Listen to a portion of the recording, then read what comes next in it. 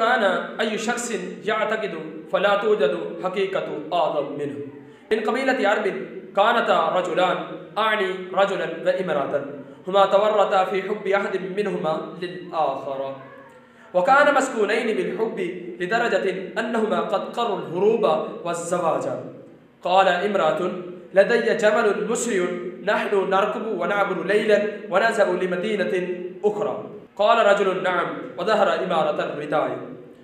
اجتمع دفت النهر في وقت المحدد من آخر ساعة من الليل. قالت: أنا أركب عليه وأعبر النهر سوقا من خل وأركب عليه بعد عبور.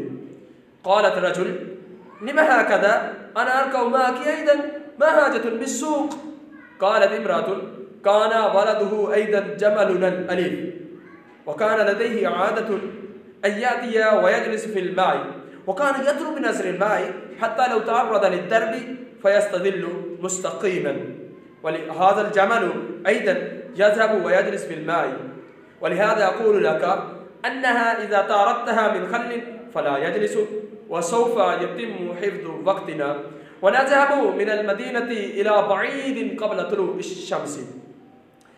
حدق الرجل في وجه المرأة لفترة وأخذ نفسا عميقا كما لو كان لدى شخص مانية قوية، وقال: لن نهرب ولن نتزوج، إن كان في نصيبنا فنتزوج وإلا مشيئة الله، فاذهبي إلى دارك.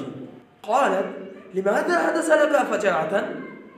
قال الرجل: انتقلت إليه صفة ولد هذا البعير، إذ لا تنتقل في المستقبل إلى أطفالها.